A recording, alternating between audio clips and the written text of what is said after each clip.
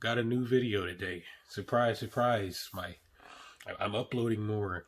Yada yada. But anyway, today's video topic, my thoughts on whether or not, my preference and my thoughts on why you should probably buy a console over a PC for this generation. I don't feel like just throwing all my thoughts out there this time. Have everything written down, that way you can clearly understand what I mean by what I say, what I really want. Well, what reaction I want out of you guys when I say what I say.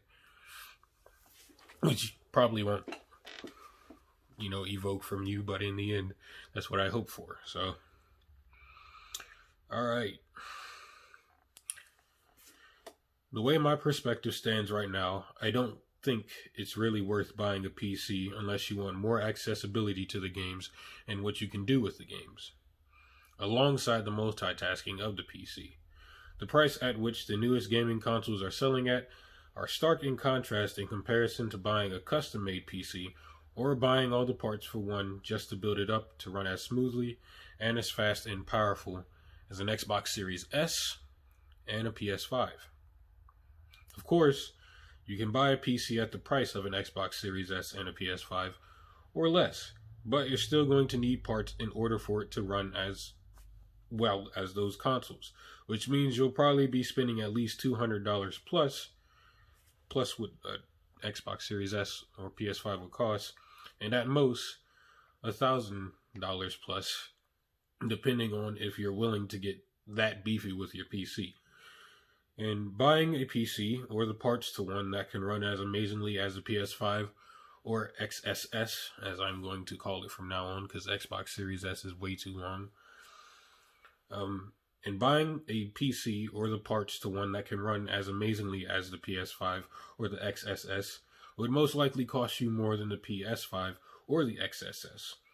The idea of selling something that can run at a fourth of what a PC can do when it's decked out, not entirely, but when it's decked out to a point where you don't really have many problems with with the quality of it and how it,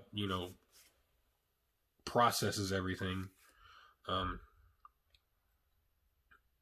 as powerfully, fast, and smoothly without forcing the consumers to initially have the idea or choice for parts or an upgrade until much farther into the console's lifetime is a pretty good deal. It is. Not to mention that when it reaches that time, you have the choice to make an upgrade or switch or play with the same hardware you've had for years. Yes, games may cost more on console, but that's because it was inevitable.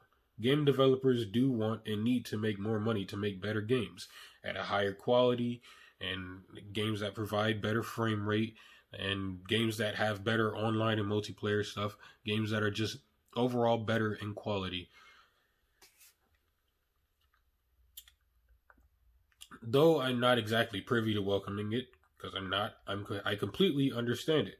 Yes, there aren't as many accessories with the consoles either, and you can't have access to special game configurations like mods, cheats, or anything of the like unless they were implemented into the base game.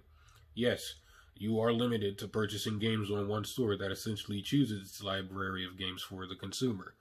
Yes, you aren't able to go fully backwards compatible with the PS5, but there's always still the XSS to the original Xbox.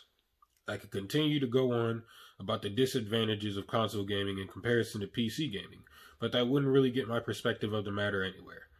The way I see it, the PCs are, because they are constantly getting newer parts and being able to consistently and constantly get better and better, in the long run, it'd be more costing.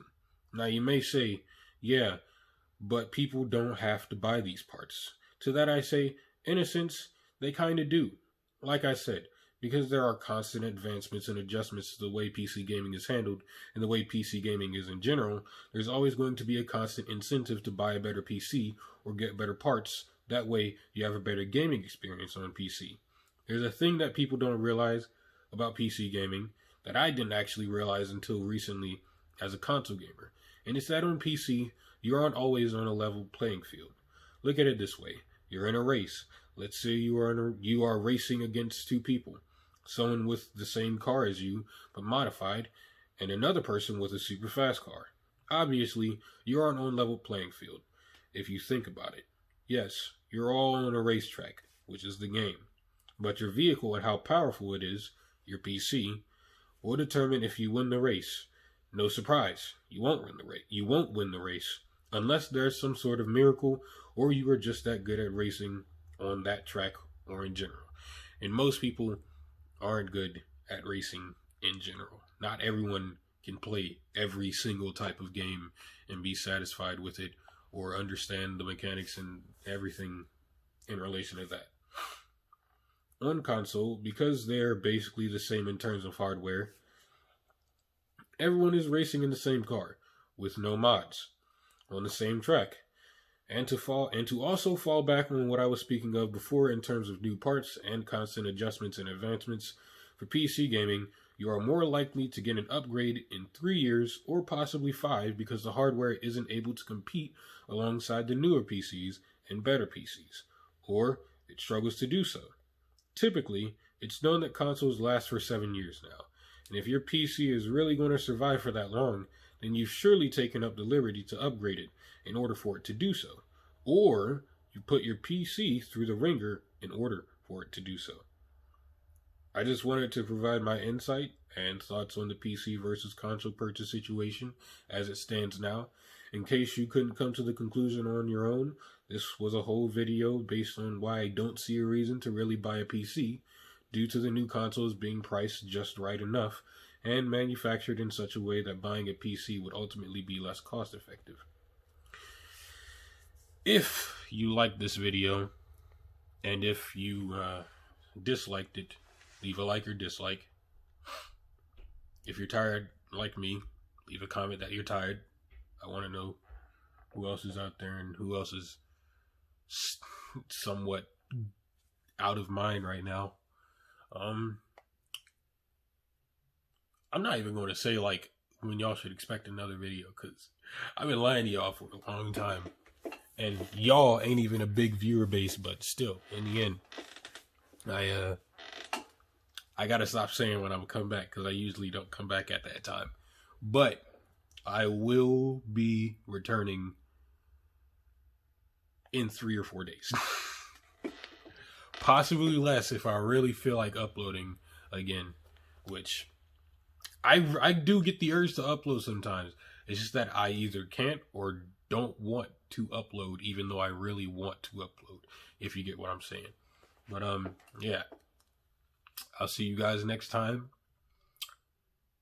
Peace.